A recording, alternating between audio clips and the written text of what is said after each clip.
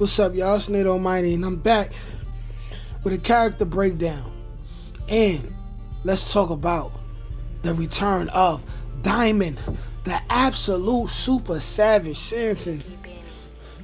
And when I say return, this is the first time we getting to know this man, okay?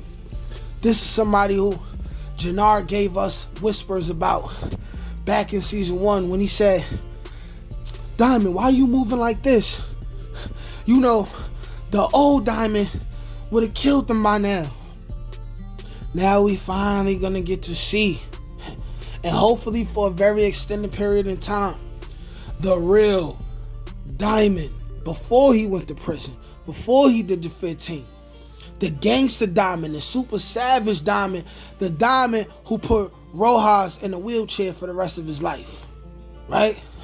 Not the Diamond who came home with the Muslim thing on his head, which I forgot the name of, and I'm sorry to my father's side of the family because they all Muslim and Jehovah's Witnesses, right? But let's talk about it, man. First off, I want to say that episode 9 was just as good as episode 8, if not better.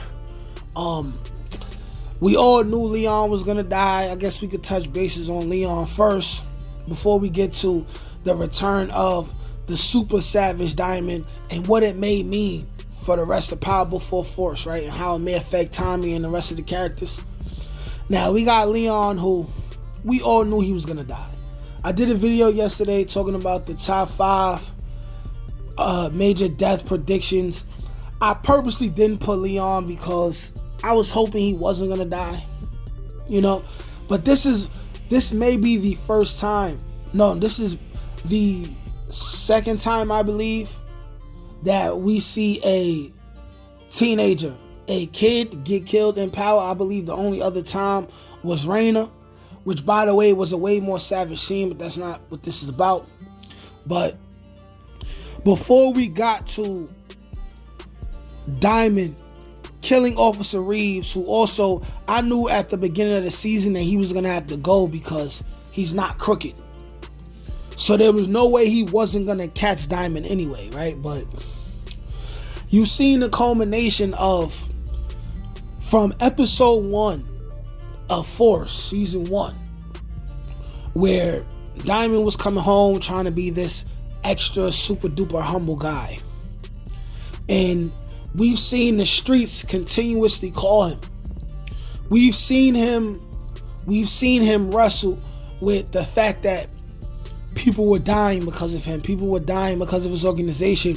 People have died because of his organization. We've seen him wrestle with the fact that he wants to be this community leader in a sense. You know, he didn't want to be the old savage Diamond Sampson, who we hadn't even got a chance to see. You know, if you notice, Diamond didn't go out of his way to kill anybody. He didn't aggressively, you know, angrily kill anybody all the way up until last night / this morning's episode. You know, he was really trying to toe the line between, he was really in a gray area. He wanted to still make money, and any work that had to be put in as far as death or anything like that, anyone had to get killed, if he had to put in that work, he would. But he would have preferred for his underlings or someone like Tommy to deal with that. He was kind of over the death thing, right?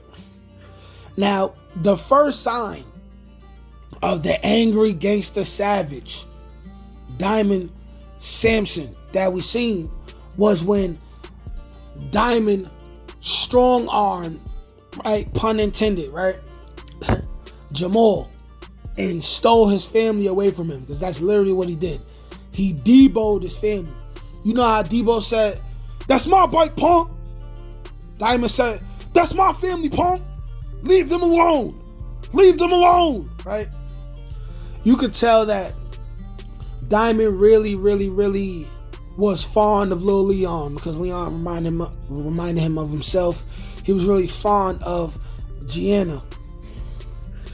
So then you fast forward now to today's episode, and you start the episode off where you could tell for sure that Leon was gonna die because they were kind of like giving him a send-off. They were talking too much about his future. You had Gianna first started off as, I know who you are, Diamond. I'm grown, I know, blah, blah, blah. Just keep this away from my son. Don't let it affect my son. And then you had him come to the barbershop and the old man and everyone is talking about how he's going to be big one day, this, that, and the third. And mind you, I just watched the episode. I woke up and watched the episode. I just finished the episode about an hour ago, right? Today, right? So as I'm watching that, I'm like, damn, Leon is a dead man. Leon's a dead man. So I thought about the scenes that I seen before the episode came, and I thought about the pictures that I seen. And I'm like, oh man, the picture with him helping Leon with the tie, and the picture of him running, right behind the what was that, the Escalade?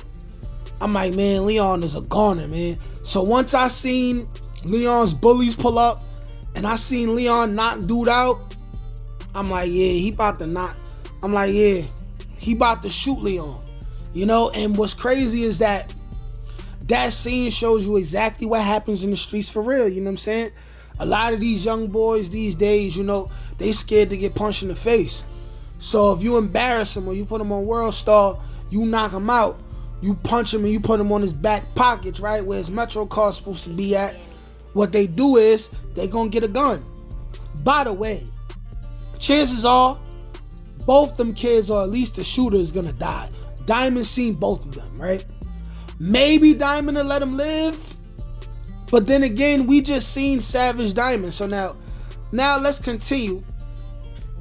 Leon dies. It's very, very heartbreaking. Very heartbreaking. Very sad to see. And now you fast forward towards the end, and you got Diamond. He's in a barbershop, and he's drinking a lot.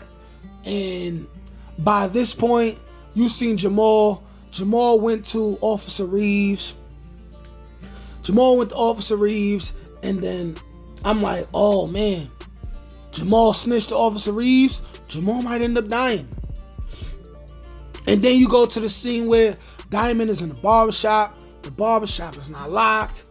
He poured all the drugs out. He poured all the money out. I'm like, first of all, you a hot boy. You're drunk, right? By the way, Diamond drinking like this, there may be more to that, you know, because we all know that Diamond and Jannard's father, you know, he was some sort of addict and he was in the streets. So maybe it's hereditary. Maybe this is not the last time we're going to see Diamond be in a drunken stupor, a drunken, angry, aggressive stupor. But once I seen him pour all the money over himself and the drugs and he didn't care, I'm like, yeah, Diamond is officially in the dark side now. And I knew that after Jamal spoke to his parole officer, that the PO was going to pop up at the barbershop.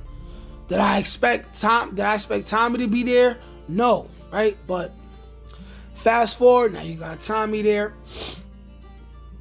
Tommy is like, yo, Diamond, what's going on with you? And in this scene, you can kind of tell that regardless of what little differences Tommy and Diamond had, Tommy is fond of Diamond in some kind of brotherly way. He has some kind of concern for Diamond, no real concern for Jannard at all because of, you know, the uck-ish that Jannard has done over the last 2 seasons, right? Mostly in season 1, like, you know, shot his nephew. So now Officer Reeves come in, and I'm like, okay, Officer Reeves, he came in, he caught Tommy, and he caught Diamond red-handed, drugs and money. I'm like, yeah, officer, you're a dead man, right? So we officially get to see how savage and swift with the violence and how brutal, right? How brutal. And they made the scene be extra bloody so you could see how much of a savage Diamond was, how much of that he was trying to repress, and how much of a savage he's gonna be. You know what I'm saying? And also, if you look at the preview for what was that, episode 9, you see he's drowning the hell out of somebody in the pool. Diamond's drowning the hell out of somebody, right? And it just looks crazy. And we've officially been introduced to the Diamond Super Savage Sampson that existed before Power Book 4 Force. And now we're going to get to see him in full effect. Now, the question is, as we get to the end of this video, is how will Diamond be on this type of time, especially if he's going to be on this type of time when he's not drunk? How will this affect all the other characters? How will this affect the plot going forward? Because if Diamond chooses to continue to be this savage and he just gave up and he chose a side and he says, you know what, I'm going to be for the streets, does that mean that him and Tommy will continue to work together in the long run? Does it mean that they're going to continue to see eye to eye? Maybe, maybe not, you know? Him being this savage, you know, Shanti and Jannar just may convince him like, hey, listen, once we get to the top of the top and not the bottom of the top, pause, right? Insert camera on the mace. But once we get to the top of the top and not the bottom of the top, we don't need Tommy no more, so let's kill him. And we will see if it's going to go in that direction by the end of the season finale. Like, share, comment, subscribe. Let me know what you think about how this episode went and what you expect for Diamond. Peace.